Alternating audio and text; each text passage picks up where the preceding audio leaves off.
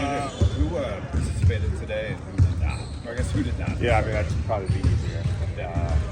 I don't even know if I can name all the participants. So LeBron, Marcus, and Gabe and Adu are all sort of under either return to play protocols or modified protocols. Starting with LeBron, kind of what do you expect out of him at the start of camp? Will he be able to participate tomorrow? Yeah, I think it's probably a little bit longer of a ramp up leading into opening night for him. Obviously, in year 23, uncharted territory here. So I felt, and you talking with performance and talking with Mike and LeBron, like we probably did too much last year at camp, which was great for me as a first-year head coach to get buy-in from him. But it'll be a slower process with him leading into the first game. He's obviously got 22 years so far of wear and tear on his body, and he's dealing with a little bit of nerve irritation in the glute. So we're playing the long game with LeBron. Gabe, he's just modified. He should be good to go live by the end of the week, and we expect him to be able to play Friday. And that's just, again, the management of his knee, and we did not as well. Marcus just dealing with a little bit of Achilles tendinopathy. He's been in a slow ramp up. He was a modified participant, nothing live today. We expect him to be fine by the end of the week. And then Adu, I think, gave you guys all the information himself yesterday. Coach, from the players who did participate, who stood out to you? Luka was pretty good. I think a lot of times in camp, right, you're doing a lot more drills and you're doing games with constraints. We did 2 5-minute scrimmages at the end. So call it, 45% of the time was drills, 55% of the time was live, but a lot of the live play was with constraints. So I think the group really stood out, and it was just our energy, our physicality. We're asking these guys to have championship communication. I thought our talk was really good today, and we pushed ourselves. Like from a conditioning standpoint, we got a lot out of today. JJ, with year 2, is there not as much trying to instill what the expectations are, or there's a lot of new players, so there is still some of that?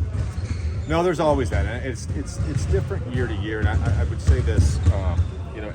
You use the word expectations, and I think there's the internal expectations of what's the standards are and what's required every day versus the external expectations, which kind of really don't matter. Mm-hmm. We kind of have to set that for ourselves, which that's a process to build. You don't come in day one and say, okay, this is our standard, these are our expectations, and then it's boom, perfect. It takes a little bit of time, and we, like we were last year, and like we'll continue to be all year, like we'll be very clear with what the expectations are. The one thing all the players did say that they really said what you said in terms of championship shape and championship communication. That is the expectation, though. Is that fair to say? This is what we're trying to do. We have 3 priorities this year and 3 priorities only, and that's championship habits, championship communication, and championship shape. And there's no shortcuts to this. There's no shortcuts to success. There's no shortcuts to having a good season, great season, whatever. It's the league is too good. There's too much talent out there. There's too much balance.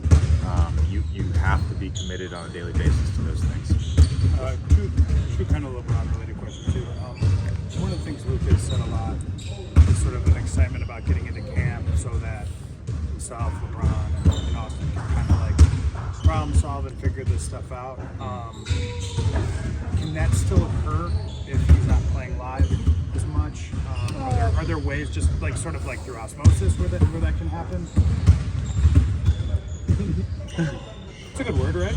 Yeah, they'll a couple of the guys know this. There's a fun exercise next week. It's a fun exercise. Like a team building exercise of sorts? Or like jumping jacks? No, I don't mean physical exercise. There's a, yes, to answer your question, yes. Okay, and then being around him last year and seeing, the way he hit that first week of the season, and then kind of, he had that break in-season tournament break, recovery, whatever you want to call it, and the way he was able to come back and push, did that change the way that you wanted to work with Mike and Dr. Sims in some ways about like how to best sort of plan out, you know, Yeah, a 7-month season? You'll hear me use this a lot. It is uncharted territory. I don't think there's a blueprint for someone who's had this amount of mileage and this many minutes and been asked to do so many things on both ends of the court. And look, we asked a lot of them last year. We asked a lot of them to start the year in camp. So it's just working as a partnership and trying to figure out what's best. Was he receptive to, in the past? I know there have been times like Yeah. he's gonna have a minutes restriction, and then 2 games into it, it's like he's running through that minutes restriction. Like he was on board with this. Well, I've never put a minutes restriction on him. He's on board. Yeah, we're all the same. As a follow-up on Adu, what has he been able to do between summer league and season?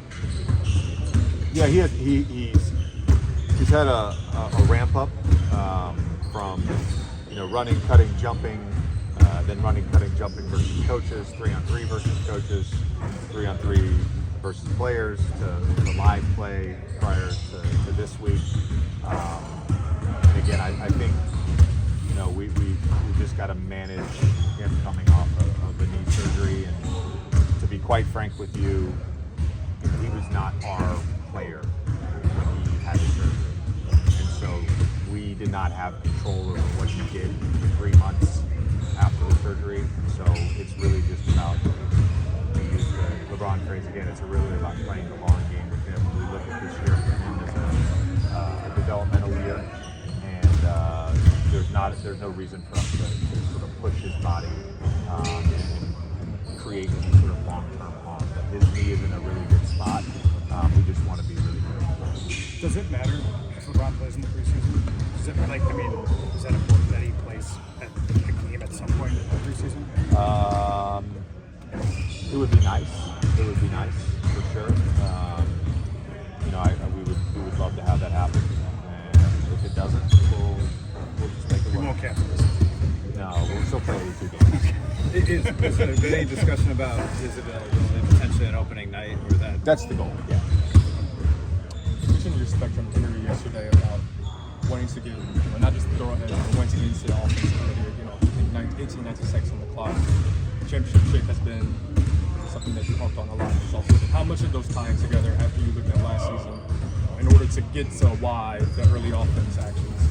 We have to be in a certain. I really believe that all three of our priorities tie in. And in terms of the early offense, you certainly have to be in shape. There has to be communication.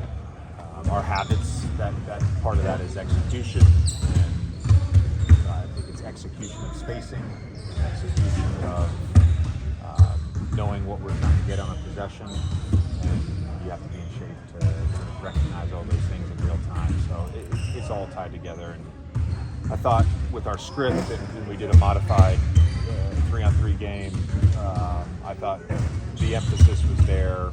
The guys did a really good job. They understood what we were trying to accomplish. They understood the purpose of everything we were doing today in script and 3-on-3. And then that translated to 5-on-3. JJ, what's going to determine your starting lineup? And could that be in flex all season long?